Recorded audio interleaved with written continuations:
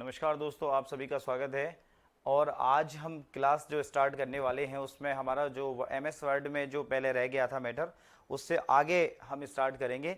तो अभी तक हमने होम टैब के बारे में पढ़ा था, उसके बाद में हमने फिर होम टैब में क्या क्या चीज़ें होती हैं वो पढ़ लिया है।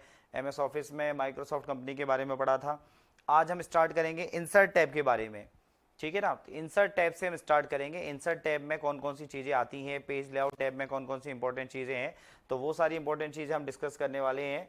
तो आप लोगों से मैंने पहले भी कहा था कि अपने चैनल को लाइक कीजिए, सब्सक्राइब कीजिए और क्या करना है, शेयर करना है, जिससे और लोगों को फ़ायदा मिल सके। तो जैसॉफ्ट जो चैनल है उसको आप सब्सक्राइब करें, लाइक करें और शेयर करें, लोगों को पहुँचाएँ जिससे कि उनको फ़ायदा मिले।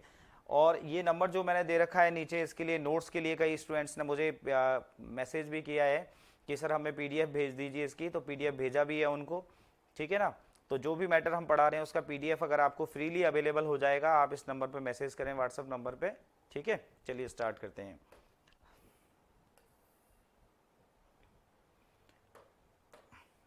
तो यहाँ से हमें स्टार्ट करना है, इंसर्ट टैब से हम बात करेंगे। इंसर्ट टैब में क्या क्या चीज़ें पूछी जाती हैं उसको हम डिस्कस करते हैं। तो सबसे पहले हम बात करते हैं टेबल की। देखिए, इंसर्ट टैब का मीनिंग क्या होता है कि कोई भी चीज़ आपको अपने डॉक्यूमेंट में लानी है। इंसर्ट का मीनिंग होता है कि आप किसी भी चीज़ को, ऑब्जेक्ट है, कोई टेबल है, इसके अलावा कोई भी लिंक बनाना चाहते हो आप, कुछ भी आप अपने डॉक्यूमेंट में लेकर के आना चाह रहे हैं, तो उसके लिए हम क्या यूज़ करते हैं, इंसर्ट टैब को यूज़ करते हैं। इंसर्ट टैब का मतलब है अपने डॉक्यूमेंट में कोई चीज़ इंसर्ट करने वाले जितने भी टूल्स होंगे वो कहाँ पे मिलेंगे, आपको इंसर्ट टैब में मिलेंगे। तो first of all we will talk about the tables. Table के बारे में हम बात करते हैं। डॉक्यूमेंट में टेबल इंसर्ट करने या टेक्स्ट को टेबल में बदलने के लिए इसका यूज़ किया जाता है। अगर आप चाह रहे हो कि जो भी टेक्स्ट आपने लिखा है उसको आप टेबल फॉर्मेट में चेंज करना चाह रहे हो, या टेबुलर फॉर्म में जो आपका डेटा है उसको कॉलम फॉर्मेट में चेंज करना चाह रहे हैं। देखिए, डॉक्यूमेंट में टेबल इंसर्ट करनी, टेबल आपको बनानी है, उसके लिए ये यूजफुल होगा ये। दूसरा क्या है, टेक्स्ट को टेबल में, मतलब आपने लिखा, जैसे मान लीजिए राम, एज लिखा 21 और इसमें लिखा मेल। अब ये कोई टेक्स्ट लिखा हुआ है, आप चाह रहे हो कि ये जो टेक्स्ट लिखा हुआ है इसको सेलेक्ट करें और ये टेबुलर फॉर्म में चेंज हो जाए, तो उसके लिए हम क्या करेंगे, इसको यहाँ पे टेबल्स नाम से जो आपका ये ग्रुप है उसमें आपको ऑप्शन मिलेगा कि आपको टेक्स्ट टू टेबल आप कन्वर्ट करना चाह रहे हैं। तो जो कुछ भी टेक्स्ट आपने लिखा है वो टेबल फॉर्म में, टेबुलर फॉर्म में चेंज हो जाएगा। टेबुलर फॉर्म से अगर वापस टेक्स्ट में बदलना है तो इस तरीके से कॉलम फॉर्मेट में आ जाता है 21 मेल, इस तरीके से। तो टेक्स्ट को टेबुलर फॉर्म में और टेबुलर फॉर्म से टेक्स्ट फॉर्म में बदलना चाहते हैं तो वो काम इसमें हो जाता है। अगर आप टेबल इंसर्ट करना चाह रहे हैं, आपने कहा कि 5 कॉलम और 2 रो हैं, तो यहाँ पे क्या होगा, 1 2 3 4 5, और रो कितनी है आपकी, ये।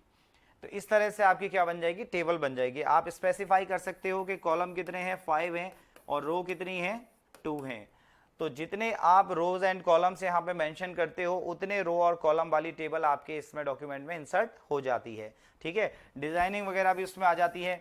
अब काम की चीज क्या है, एग्जाम पर्पज से अगर हम बात करें तो काम की चीज क्या है, काम की चीज ये है कि एक टेबल में अधिकतम कितना है, 32,767 रोज आ सकती हैं और 63 कॉलम उसमें हम ले सकते हैं।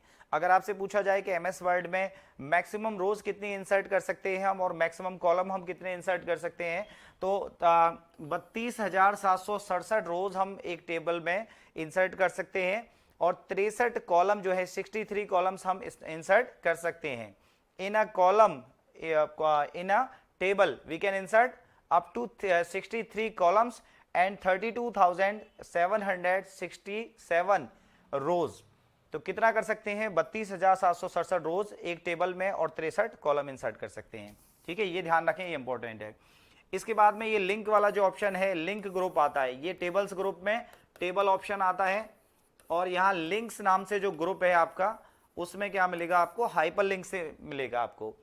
ये वेरी वेरी मोस्ट इंपॉर्टेंट, इसमें काफी सारी चीजें पूछी जाती है। सबसे पहले अगर हम बात करें तो इसकी शॉर्टकट की क्या होती है, Ctrl+K होती है, ठीक है ना।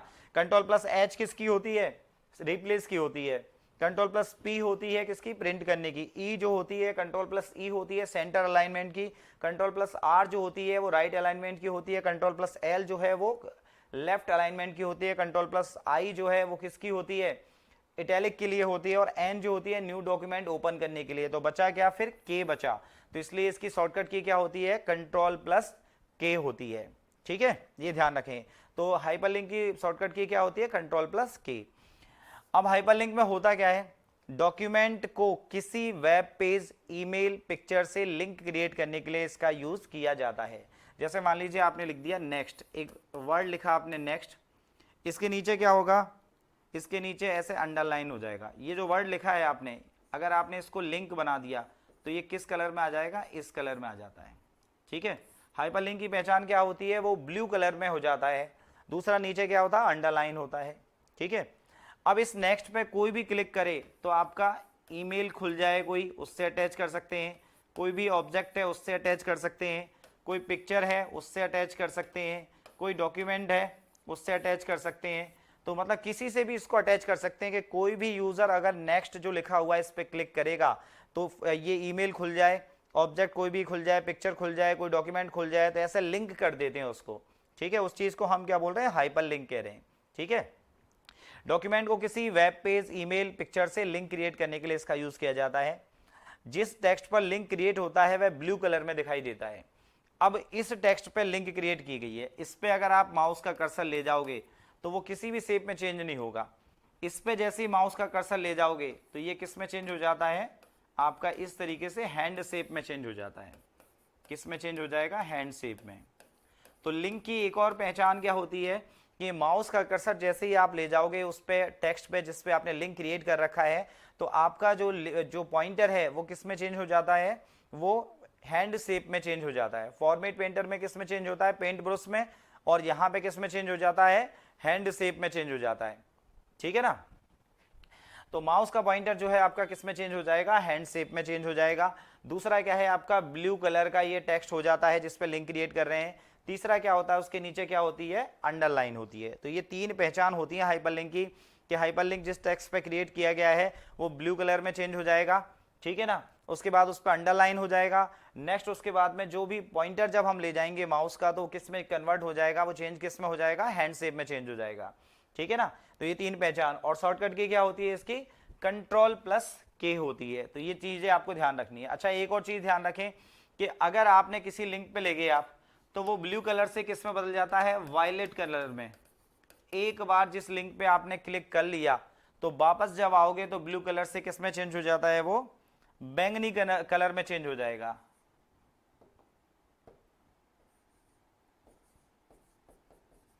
ऐसे में बदल जाएगा, ठीक है। बैंगनी कलर जो होता है, मतलब विजिटेड लिंक जो होती है वो किस में चेंज हो जाती है, वायलेट कलर में चेंज हो जाती है, बैंगनी कलर में।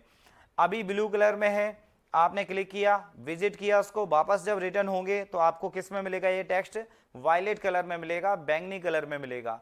तो विजिटेड लिंक का कलर क्या होता है, जिसपे हम विजिट कर चुके हैं, एक बार क्लिक कर चुके हैं, तो उसका कलर क्या होता है, बैंगनी कलर होता है, ठीक है। और अनविजिटेड जो लिंक होती है जिसपे आपने क्लिक नहीं किया है वो ब्लू कलर में आपको दिखाई देती है, ठीक है। नेक्स्ट इसके बाद में एक और चीज पूछी जाती है, बुक मार्क। देखिए बुक मार्क आजकल काफी सारे एग्जामों में आ रहा है। अभी कंप्यूटर इंस्ट्रक्टर वाला जो एग्जाम हुआ था उसमें भी बुक मार्क के बारे में पूछा गया था कि बुक मार्क होता क्या है।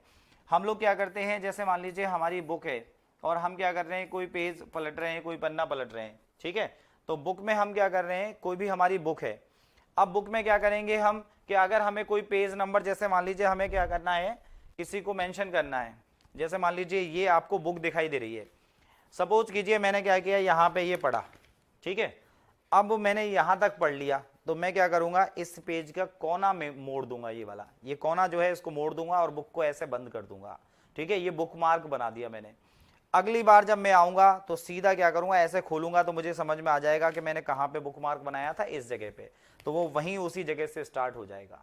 इसी को क्या कहते हैं, बुक मार्क कहते हैं। रामायण, गीता, कुरान, बाइबल जब हम पढ़ते हैं तो एक लाल कलर का धागा हम रामायण में डाल देते हैं, जैसे इस तरह से कि इस जगह तक हमने पढ़ लिया। मोर पंख हम रख देते हैं तो उससे हमें क्या लग जाता है, आइडिया कि इस जगह तक हमने पढ़ चुके हैं, तो वो बुक मार्क होता है। तो अब यहाँ पे ये पेज मोड़ दिया, मतलब बुक मार्क बना दिया। तो ये तो था हार्ड कॉपी में। और सॉफ्ट कॉपी में हम कैसे करेंगे, सॉफ्ट कॉपी में कैसे बुक मार्क बनाएंगे, तो उसके लिए हम क्या करते हैं कि जहाँ पे भी हमें बनाना है बुक मार्क, उस जगह पे जैसे क्लिक कर रखा है और सीधा किस पे जाते हैं, बुक मार्क पे। ये अब मैंने जैसे बुक मार्क का नाम दे दिया जे। अगली बार जब डॉक्यूमेंट को ओपन करूंगा तो डॉक्यूमेंट में कर्सर यहाँ पे आएगा, उस जगह पे नहीं आएगा। वो तो क्या आएगा, ऐसे आएगा बिल्कुल। अब हमें ये पता लगाना है कि कहाँ पे हमने मार्क किया था, तो सीधा बुक मार्क पे गए और इस पे क्लिक किया और सीधा किस पे क्लिक किया, गो टू पे। तो कर्सर यहां से वहां ले जाएगा जहां पे मैंने मार्क बनाया था, ठीक है ना। तो ऐसे बुक मार्क बनाया जाता है। एक विशिष्ट क्षेत्र को चिन्हित करना है अगर आपको सॉफ्ट कॉपी में, डॉक्यूमेंट में किसी विशिष्ट क्षेत्र को चिन्हित करने हेतु बुक मार्क का यूज किया जाता है। अगर आप क्या करना चाहते हो, एक स्पेशल रीजन जो है आपका डॉक्यूमेंट में, उसको आप मार्क करना चाहते हो, तो उसके लिए क्या यूज किया जाता है, बुक मार्क यूज किया जाता है, ठीक है ना। If you want to mark a special region in your document then you will use the bookmark option. तो अगर आप एक स्पेशल रीजन को आप मार्क करना चाह रहे हो तो उसमें क्या यूज करोगे, बुक मार्क यूज करोगे। डॉक्यूमेंट में किसी विशिष्ट क्षेत्र को चिन्हित करने हेतु निम्न में से किस टूल का उपयोग किया जाता है, तो चिन्हित शब्द जहां पे आ जाए वहां पे क्या करना है, बुक मार्क करना है, ठीक है। बुक मार्क के नाम को अधिकतम कितना ले सकते हैं, 40 कैरेक्टर्स तक का हम नाम ले सकते हैं, 40 अक्षर तक का नाम हम ले सकते हैं, ठीक है। अब इसके बाद में नेक्स्ट हम देखते हैं, नेक्स्ट कौन सा आता है, इसमें फिर आता है हेडर फुटर। तो हेडर फुटर में क्या होता है, देखिए हेडर फुटर का मतलब ये होता है कि अगर आपने कोई डॉक्यूमेंट लिया, मान लीजिए, ठीक है ना, कोई आपका डॉक्यूमेंट है, अब उसमें एक पेज है, उसके बाद दूसरा पेज, फिर उसके बाद में तीसरा पेज, ऐसे पेज ले लिए आपने, ठीक है। ये ऐसे आपके कई सारे पेज हैं, इसमें एक पेज है, दूसरा पेज है, पेज नंबर 1, 2 और 3। अगर आपने हेडर में जाके, इंसर्ट में जाके, हेडर में जाके कुछ भी लिखा आपने, जैसे मान लीजिए मैंने लिख दिया जेसॉफ्ट, एक बार मैंने जाके लिख दिया, तो मेरे सारे पेजेस के हेडिंग में अपने आप से यहाँ पे इस जगह पे आ जाएगा जेसॉफ्ट, अपने आप से सारे पेजेस की हेडिंग पे क्या आ जाएगा, जेसॉफ्ट। एक बार इंसर्ट में जाके मैंने लिखा इंसर्ट, और इंसर्ट में जाके मैंने लिखा हेडर में जाकर के लिख दिया जेसॉफ्ट। तो अगर मेरी पूरे डॉक्यूमेंट में 1000 पेज भी होंगे तो हर पेज के ऊपर सब पे अपने आप से जेसॉफ्ट जेसॉफ्ट जेसॉफ्ट ऐसे लिखा हुआ आ जाएगा। हेडर में हम जो कुछ भी चीज सेट करते हैं एक बार, वो सारे पेजेस की हेडिंग में अपने आप से आ जाती है। दूसरा क्या होता है हेडर के अलावा, दूसरा एक होता है फुटर। तो इंसर्ट में जाके अगर आप फुटर पे गए तो फुटर पे जाके आपने कुछ भी लिखा, जैसे मान लीजिए मैंने यहाँ लिख दिया भरतपुर, ठीक है, ये तो हर पेज के फुटर में, मतलब नीचे जो बॉटम एरिया है वहां पे वो चीज आ जाती है ये। तो जो कुछ भी हेडिंग में अगर सेव करते हैं, हेडर में जो कुछ भी हम लिखते हैं वो हर पेज के हेडिंग में आता है, और जो कुछ भी हम फुटर में सेट कर देते हैं एक बार जाकर के, ठीक है, फुटर में जाकर के, जैसे मान लीजिए मैंने लिख दिया भरतपुर, ये लिखा, तो हर पेज के बॉटम एरिया पे क्या आ जाएगा, वो चीज लिख करके आ जाएगी। तो हेडर में जो सेव करते हैं हेडिंग में आता है, फुटर में जो करते हैं फुटिंग में, मतलब आपके बॉटम एरिया में आ जाता है। ये क्या होता है, हेडर फुटर होता है। तो हेडर फुटर में क्या होता है, पेज के टॉप एरिया में कोई टेक्स्ट प्रिंट करने के लिए हेडर का प्रयोग किया जाता है, और हेडर का बाय डिफॉल्ट जो टॉप मार्जिन होता है 0.5 होता है। मतलब आपका पेज जो है और यहाँ से जहाँ से आपका हेडिंग आएगा, जैसे मैंने लिखा बताया था आपको जेसॉफ्ट ऐसे हेडिंग आएगी, तो वो 0.5 इंच का मार्जिन वो छोड़ता है बाय डिफॉल्ट। आप उसको कम भी कर सकते हो, ठीक है, कम कर सकते हो, बढ़ा सकते हो, इंक्रीज डिक्रीज भी आप कर सकते हो। बाय डिफॉल्ट जो मार्जिन होता है वो कितना होता है, 0.5 इंच होता है, कहाँ पे, हेडर पे, ठीक है। By default top margin of header कितना होता है, 0.5 इंच होता है। फुटर में क्या होता है, पेज के बॉटम एरिया में कोई टेक्स्ट प्रिंट करने के लिए फुटर का यूज किया जाता है। फुटर का बाय डिफॉल्ट टॉप जो मार्जिन होता है, बॉटम जो मार्जिन होता है वो कितना होता है, वो भी 0.5 इंच होता है। मतलब आपका यहाँ पे जो कुछ भी लिखा जाएगा वो भी कितना मार्जिन छोड़ा जाएगा, 0.5 इंच। 0.5 इंच की जगह छोड़ी जाएगी, ऊपर से और नीचे से, दोनों जगह से। तो हेडर फुटर का जो आपका मार्जिन होता है, बाय डिफॉल्ट जो मार्जिन होता है, कितनी जगह छोड़ता है स्पेस, वो 0.5 इंच होता है, ठीक है। अब हेडर फुटर को यूज करने कितने टाइप से हम यूज कर सकते हैं, 3 टाइप से हम यूज कर सकते हैं। पहला जो ऑप्शन आता है वो होता है हमारे पास में डॉक्यूमेंट टेक्स्ट, दूसरा होता है डिफरेंट फर्स्ट पेज, और तीसरा होता है डिफरेंट ऑड एंड इवन। अगर हम हेडर फुटर लगाते हैं तो हमारे पास में क्या होता है, 3 ऑप्शन होते हैं। पहला ऑप्शन होता है डॉक्यूमेंट टेक्स्ट, इसमें सभी पेज पर एक जैसा हेडर फुटर लगता है। आपने एक बार जो हेडर में सेट कर दिया, एक बार जो आपने फुटर में सेट कर दिया, वो सारे पेजेस पे एक जैसा हेडर फुटर लगेगा इसमें, ठीक है ना। ये दूसरा क्या होता है डिफरेंट फर्स्ट पेज, पहले पेज पे हेडर अलग लगेगा और बाकी सारे जितने भी पेजेस हैं उन सब पे हेडर अलग लगेगा। ठीक है, डिफरेंट फर्स्ट पेज नाम से पता लग रहा है, एक पेज पे पहले पेज पे अलग लगेगा, बाकी सारे पेजेस पे क्या होगा अलग लगेगा। नेक्स्ट इसके बाद में आता है डिफरेंट ऑड एंड इवन, इसमें क्या होगा ऑड पेजेस पे आपका हेडर फुटर अलग होगा और इवन पेजेस पे क्या होगा अलग होगा। तो इसमें ऑड और इवन पेजेस पर अलग अलग हेडर फुटर इसमें लगते हैं, तो डिफरेंट ऑड एंड इवन ये होता है। ठीक है, तो फर्स्ट ऑप्शन क्या होता है डॉक्यूमेंट टेक्स्ट, दूसरा होता है different first page and third होता है आपका डिफरेंट ऑड एंड इवन।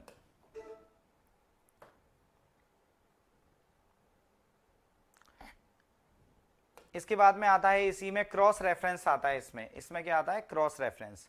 अब क्रॉस रेफरेंस में क्या होता है कि अगर आपको एक अक्षर कोई भी आपका टेक्स्ट है उससे लिंक करना है, किसी चीज को बाहरी चीज को लिंक करना है तो हाइपर लिंक का यूज करते हैं। बाहर वाली कोई चीज को अगर आपको लिंक करना है तो किसका यूज करते हैं हाइपर लिंक का यूज करते हैं। लेकिन अगर आपको क्या करना है विद इन डॉक्यूमेंट आपको लिंकिंग करनी है, आपको थियोरेटिकल पार्ट को ग्राफिकल पार्ट से लिंक करना है, तो उसके लिए हम क्या यूज करते हैं क्रॉस रेफरेंस यूज करते हैं। लिखा हुआ है यह by default as a hyperlink insert होता है, थियोरेटिकल पार्ट का किसी ग्राफिकल पार्ट से लिंक क्रिएट करने के लिए क्रॉस रेफरेंस का यूज किया जाता है। मान लीजिए आपके क्या है, मान लीजिए आपने लिखा चैप्टर नंबर 1 लेसन नंबर 1 ऐसा लिखते हैं अपन, लेसन नंबर 1 पेज नंबर 10 पे है, लेसन नंबर 2 पेज नंबर 13 पे है, ऐसे हम लिखते हैं। आपने कोई टेबल बनाई, जैसे मान लीजिए आपने लिखा टेबल 1.1, अब ये पड़ी है आपकी क्या है डॉक्यूमेंट में नीचे पड़ी हुई है, यहाँ पे बन रही है ये टेबल। ठीक है, कोई भी आदमी इस टेक्स्ट पे क्लिक करे और वो कहाँ चला जाए इस टेबल पे आ जाए। आपने लिखा फिगर 1.2 चित्र 1.5 1.1 2, तो यहाँ से सीधा कहाँ चला जाए इस पे आ जाए। ठीक है, तो लिखा रहता है टेबल इतना, तो टेबल माना ऊपर लिखा हुआ आपके पेज नंबर 1 पे ऊपर, और टेबल बन कहाँ रही है पेज नंबर 2 2 3 4 पे। तो जैसे ही यूजर इस पे क्लिक करे टेबल पे, तो कहीं पे भी किसी भी पेज पे वो टेबल बन रही होती तो वहां पे ले जाए उसको। आपने फिगर पे इस पे क्लिक किया चित्र पे, और वहां पे क्या चित्र वाले पॉइंट पे, और सीधा आपको ले जाए कहाँ पे जहां पे आपका फिगर बना हुआ है 10वें पेज पे 12वें पेज पे कहीं पे भी। तो थियोरेटिकल पार्ट का अगर आप ग्राफिकल पार्ट से लिंकिंग करना चाह रहे हो तो उसे क्या कहते हैं क्रॉस रेफरेंस। और ये जो क्रॉस रेफरेंस होता है वो विद इन डॉक्यूमेंट होता है। हाइपरलिंक जो होता है एक डॉक्यूमेंट में कोई टेक्स्ट दे दिया और दूसरे डॉक्यूमेंट्स को उससे लिंक कराना होता है। जैसे किसी शब्द पे क्लिक करोगे तो कोई पिक्चर खुल जाएगी, कोई डॉक्यूमेंट ओपन हो जाएगा, कोई इमेज ओपन हो जाएगी, वो किस में आता है हाइपरलिंक में आता है। क्रॉस रेफरेंस का मतलब विद इन डॉक्यूमेंट, अगर आप थियोरेटिकल पार्ट का ग्राफिकल पार्ट से लिंकिंग करना चाह रहे हो तो वो क्या होता है आपका क्रॉस रेफरेंस होता है। नेक्स्ट इसके बाद में कौन सा आता है टेक्स्ट ग्रुप में आपका ड्रॉप कैप ऑप्शन आता है, ड्रॉप कैप। अब इसमें से भी क्वेश्चन पूछ लेते हैं ड्रॉप कैप का मीनिंग क्या होता है। एमएस वर्ड में किसी पैराग्राफ के पहले अक्षर को फर्स्ट कैरेक्टर जो है उसको स्पेशल प्रदर्शित करना है तो उसके लिए ड्रॉप कैप का यूज किया जाता है। जैसे आप मैगजीन पढ़ते हो पेपर पढ़ते हो, जैसे एक बड़ा अक्षर लिख दिया, मैंने लिखा जय, इसके बाद में लिखा जय सिंह, ठीक है, फिर लिखा जमुना, ऐसे लिख दिया। ठीक है, अब यहाँ पे लिखना स्टार्ट हो गया। ठीक है, ये लिख रहे हैं इस तरीके से। तो ये जो पहला अक्षर जो बड़ा है आपका ये क्या होता है आपका ये ड्रॉप कैप होता है।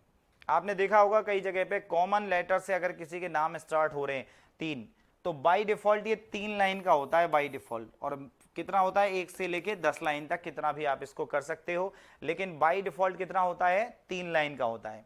तो ये जो पहला अक्षर होता है पैराग्राफ का, आपने देखा होगा अखबार में मैगजीन में देखा होगा न्यूज़पेपर में और उनमें, तो पहला अक्षर बड़ा सा दिखाई देता है ऐसे इस तरीके से, तो वो क्या होता है आपका ड्रॉप कैप होता है। ठीक है, क्या होता है वो ड्रॉप कैप। कितना होता है मतलब बाय डिफॉल्ट कितना होता है 3 लाइन का होता है। एमएस वर्ड में किसी पैराग्राफ के पहले अक्षर को स्पेशल प्रदर्शित करने के लिए ड्रॉप कैप का यूज किया जाता है।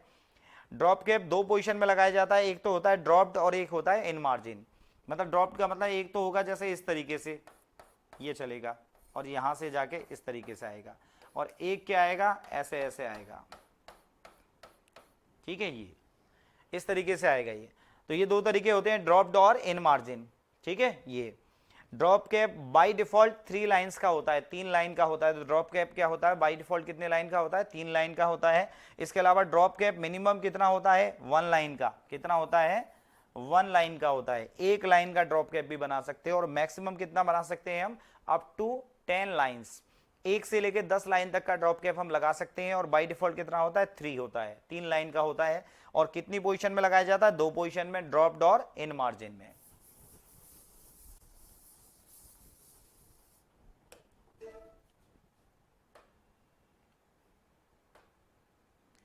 नेक्स्ट इसके बाद में आता है पेज लेआउट। अब पेज लेआउट में क्या है, ये इन्होंने क्या है गलत लिख दिया है इसमें,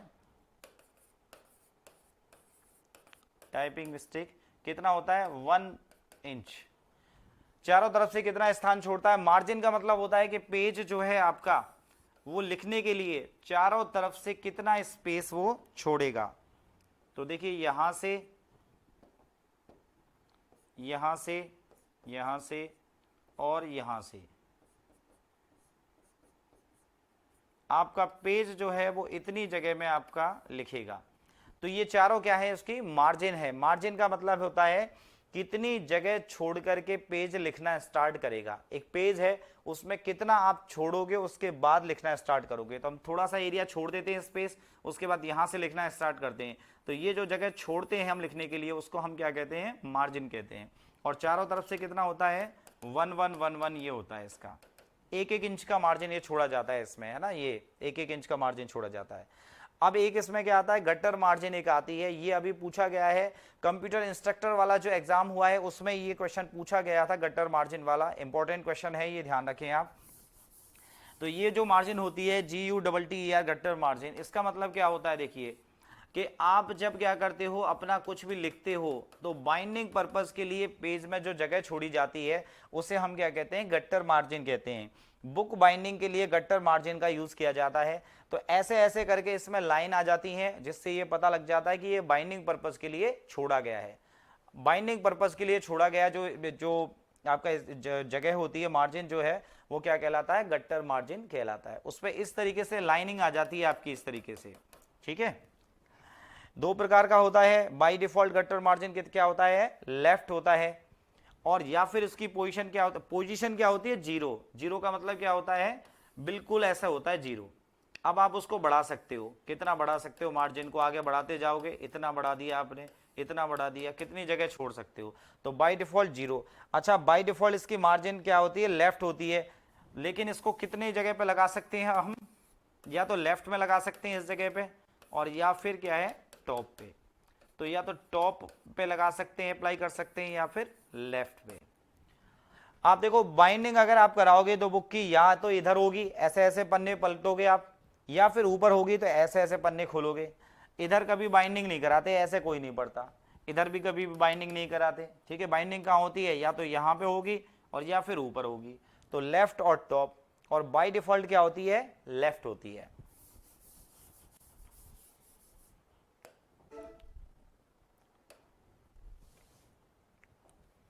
इतना स्पीडली मैं थोड़ा सा इसलिए चल रहा हूं कि आपको जल्दी जल्दी फटाफट फटाफट चलता रहे, क्योंकि बहुत सारे चैनल्स पे और उन पे जब मैंने बच्चों से बात करता हूं, स्टूडेंट से, तो वो सब कहते हैं कि सर 1 घंटे की क्लास में बहुत कम मैटर निकल करके आता है, बहुत देर तक काफ़ी लंबी क्लास चलती रहती है।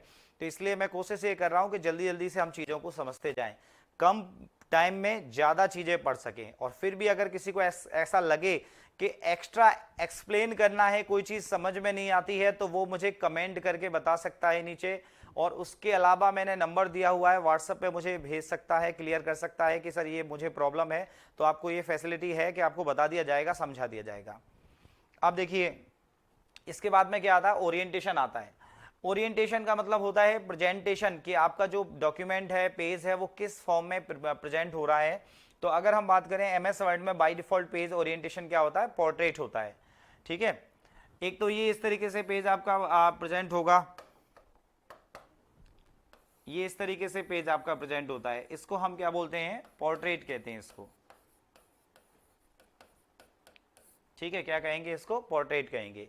इसके अलावा दूसरा जो इसका प्रेजेंटेशन होता है वो इस तरह से आड़ा पेज जो आपका आता है उसको हम क्या बोलते हैं, लैंडस्केप कहते हैं।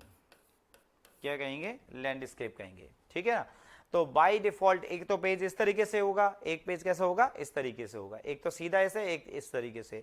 तो पोर्ट्रेट और लैंडस्केप दोनों ही फॉर्मेट में आपका प्रेजेंट होता है पेज। बाय डिफॉल्ट जो पेज का ओरिएंटेशन होता है, मतलब प्रेजेंटेशन का जो तरीका होता है वो क्या होता है, पोर्ट्रेट होता है। बाय डिफॉल्ट जो पेज का साइज होता है वो क्या होता है, लेटर साइज। इसके अलावा साइज आते हैं A4 size, A5 size, legal size, इस तरीके से कई साइज आते हैं।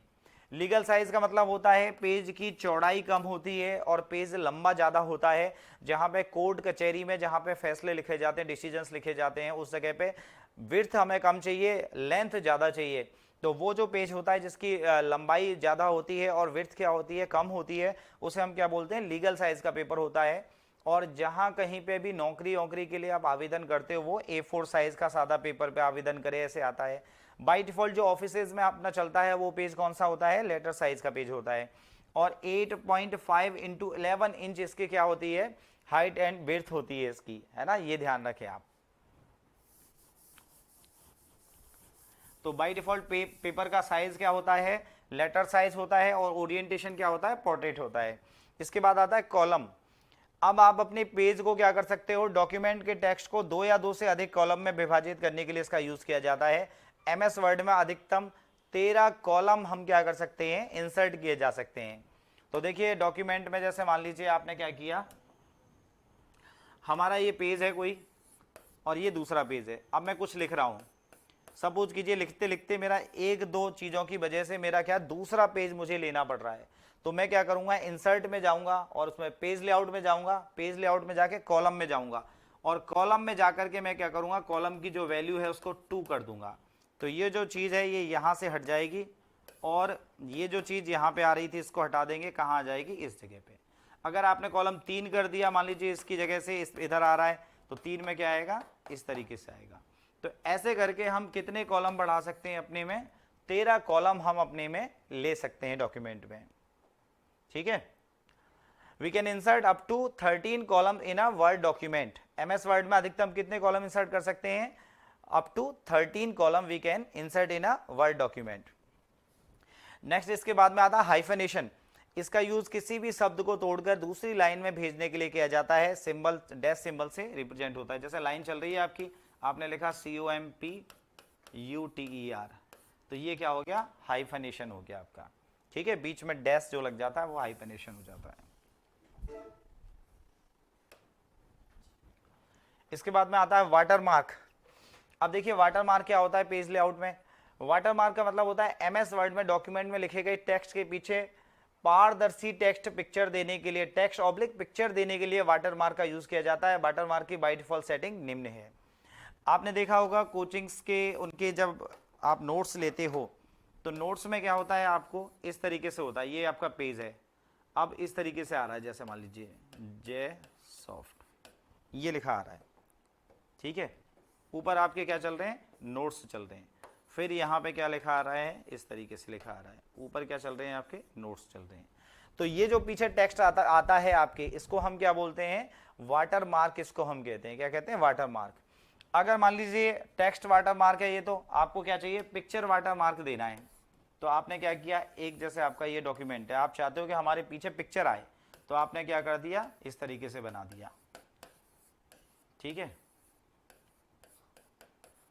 ये देखिए,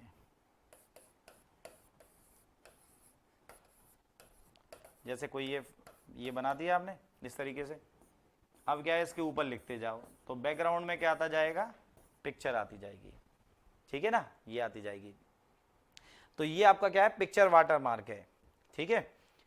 वाटर मार्क का मतलब घोस्ट टेक्स्ट आप देना चाहते हो बैकग्राउंड में और ऊपर आपके ये लिखते जाएं, तो वो क्या कहलाता है, वाटर मार्क। पारदर्शी टेक्स्ट या पिक्चर देने के लिए वाटर मार्क का यूज किया जाता है। अब सेटिंग क्या होती है, वाटर मार्क का मतलब नो वाटर मार्क। सबसे पहले क्या आएगा इसमें, नो वाटर मार्क। मतलब नो वाटर मार्क का मतलब अपने आप से कोई वाटर मार्क नहीं आएगा, आपको लगाना पड़ेगा। अब जो लगाओगे तो टेक्स्ट वाटर मार्क अगर आप लिखोगे तो बाय डिफॉल्ट जो टेक्स्ट आता है, जैसे मैंने यहाँ पे जेसॉफ्ट लिख रखा है, अपने आप से यहाँ पे क्या आता है, असैप आता है, असैप। अपने आप से क्या आएगा, असैप लिखा हुआ आएगा। असैप का मतलब क्या होता है, एज सून एज पॉसिबल, ठीक है ना। असैप का मीनिंग होता है as soon as possible. Font जो मिलेगा आपको वो क्या मिलेगा, कैलिब्री मिलेगा। साइज ऑटो, कलर जो है वो ग्रे आएगा, और बाय डिफॉल्ट जो लेआउट होगा वो क्या होगा, डायगोनल होगा। मतलब आपका ये जो लेआउट होता है वो क्या होता है, डायगोनल, इस तरीके से आता है, या तो डायगोनल आएगा या फिर क्या आएगा, हॉरिजेंटल आएगा, इस तरीके से, ऐसा आएगा, इस तरीके से। वर्टिकल में आपको ऐसे कभी नहीं मिलेगा, मतलब आपको ऐसा कभी भी वाटर मार्क नहीं मिलेगा, SOFT ऐसे मिल जाए आपको इस तरीके से, तो ये वाला नहीं चलता। या तो हॉरिजेंटल मिलेगा या फिर वर्टिकल में मिलेगा, ठीक है, या तो मिलेगा आपको विकर्ण रूप में, और या फिर किस में मिलेगा, क्षैतिज रूप में मिलेगा आपको, ठीक है। दोनों ही केसेस में आपको दोनों तरीके से मिल सकता है, या तो विकर्ण रूप में या क्षैतिज रूप में, लेकिन आपको ऊर्ध्वाधर रूप में कभी भी नहीं मिलता है। ये ध्यान रखें, बाय डिफॉल्ट जो वाटर मार्क का जो बाय डिफॉल्ट जो लेआउट होता है वो क्या होता है, डायगोनल, मतलब विकर्ण रूप में, ठीक है, ये ध्यान रखें। और कितने टाइप का होता है, टेक्स्ट वाटर मार्क और पिक्चर वाटर मार्क ये होता है। इसके बाद में होता है रेफरेंसेस टैब। रेफरेंसेस टैब में क्या होता है, इसमें से ज़्यादा कुछ खास पूछता नहीं है, लेकिन ध्यान रखें कि आपका जो डॉक्यूमेंट है, जो भी आपका डॉक्यूमेंट है उसमें क्या होगा, उस डॉक्यूमेंट के अगर आपने कहा एंड नोट, एंड नोट अगर आप लगाओगे तो एंड नोट कहाँ लगता है, डॉक्यूमेंट के लास्ट पेज के नीचे जाके लगेगा। और फुट नोट क्या होता है, फुट नोट अगर आप यहां दे रहे हो तो पेज के नीचे जाके लगता है। फुट नोट का मतलब होता है पेज के नीचे जाके, एंड नोट का मतलब होता है डॉक्यूमेंट के लास्ट में जाके नोट लगता है, ठीक है ना। मेल मर्ज का यूज कैसे किया जाता है, तो मेल मर्ज का यूज कैसे करते हैं, मेल मर्ज में क्या होते हैं, मेल मर्ज का मतलब होता है कि आपने संदेश को और मर्ज कर दिया, किससे, आपने लिस्ट से मर्ज कर दिया, ठीक है, लिस्ट से। तो पहले जो होता था वो क्या होता था, इसका नाम होता था मेल मर्ज, और अब जो नाम दे दिया है इसका, क्या कर दिया है, अब नाम दे दिया है इसका मेलिंग टैब, ठीक है, क्या नाम दे दिया है इसका, मेलिंग टैब नाम दे दिया है। इसमें क्या होता है, एक लिस्ट बनाई जाती है, सबसे पहले क्या बनाई जाती है, लिस्ट, रेसिपिएंट की लिस्ट बनाई जाती है, किन किन लोगों के को आपको ये भेजना है, ठीक है। उसके बाद में एक कॉमन डॉक्यूमेंट तैयार किया जाता है, कॉमन डॉक्यूमेंट। ये अब एक ही डॉक्यूमेंट को आप एक साथ कई लोगों को अगर भेजना चाह रहे हो तो मेलिंग टैब का यूज करते हो। जैसे मान लीजिए आपने एप्लीकेशन लिखी कि हमारे मोहल्ले में सड़क नहीं है, अब आप डीएम को भी देना चाह रहे हो, सीईओ नगर निगम को देना चाह रहे हो, यूआईटी चेयरमैन सेक्रेटरी को भी देना चाह रहे हो आप, इसके अलावा सीएम को देना चाह रहे हो, पीएम को देना चाह रहे हो, तो उसमें लिस्ट बना लेते हो आप एक, ठीक है, और कॉमन डॉक्यूमेंट एक तैयार कर लेते हो, दोनों को अटैच कर देते हो, वही डॉक्यूमेंट फिर सबको जाता रहता है, तो वो क्या होता है, आपका मेलिंग टैब होता है। मेल मर्ज, मेल का मतलब संदेश, मर्ज का मतलब जोड़ दिया लिस्ट से। आपका जो मैरिज का जो आपका वेडिंग कार्ड जो होता है, शादी का कार्ड, वो क्या है, कॉमन डॉक्यूमेंट है। मल्टीपल लोगों की आप लिस्ट तैयार कर लेते हो, राम सिंह को देना है, श्याम सिंह को इनविटेशन देना है, मोहन को देना है, सोहन को देना है। अब वो सारे लोगों की लिस्ट जो आपने तैयार कर ली, वो रेसिपेंट लिस्ट तैयार कर ली, डॉक्यूमेंट कॉमन डॉक्यूमेंट है, एक का नाम लिया, टैग किया और उसको सेंड कर दिया, दूसरे का नाम लिया, टैग किया और उसको सेंड कर दिया, तो वो मेल मर्ज कहलाता है, ठीक है। एक कॉमन डॉक्यूमेंट को मल्टीपल लोगों को अगर भेजना है तो उन लोगों की लिस्ट तैयार की जाती है और उस डॉक्यूमेंट को उससे अटैच कर दिया जाता है, सीधा ही नेक्स्ट नेक्स्ट करते जाते हैं, अपने आप से एड्रेस वेड्रेस आते जाते हैं और सेंड करते जाते हैं उसको, ठीक है। तो if you want to send a common document to multiple persons, then you can use the mailing tab. Mailing tab is used for the sending a common document to the multiple persons. एक document जो आपका है उसको आप एक से अधिक लोगों को एक साथ भेजना चाह रहे हो तो उसके लिए आप क्या करोगे, मेलिंग टैब। ये यही क्वेश्चन आता है इसमें बस केवल कि एक से अधिक लोगों को एक ही कॉमन डॉक्यूमेंट को भेजना है तो क्या यूज करेंगे।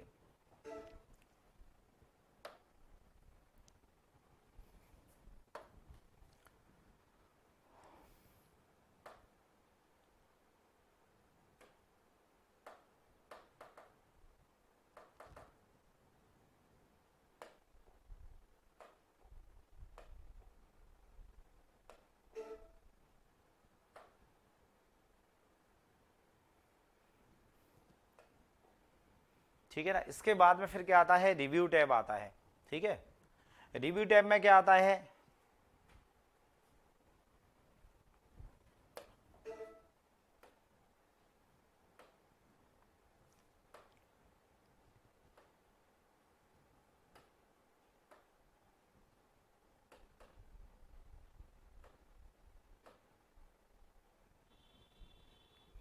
तो आज की क्लास में इतना ही, फिर आगे नेक्स्ट क्लास में हम रिव्यू टैब और व्यू टैब के बारे में पढ़ेंगे। तो हमारा MS वर्ड जो है कंप्लीट हो जाएगा, और उसी क्लास में फिर आपको वर्ड के क्वेश्चंस में कराऊंगा आपको। रिव्यू टैब वाली जो क्लास है, रिव्यू और व्यू टैब जो है नेक्स्ट क्लास में इसमें आ जाएगा, और उसमें MS वर्ड के सारे क्वेश्चन आ जाएंगे उसमें, ठीक है ना। इंटरनेट के एक स्टूडेंट ने कहा था कि अभी इंटरनेट के क्वेश्चन चाहिए सर हमें, तो इंटरनेट के क्वेश्चंस भी मैं अगली क्लासेज में मैं लेकर के आ रहा हूँ, आप थोड़ा सा पेशेंस रखें।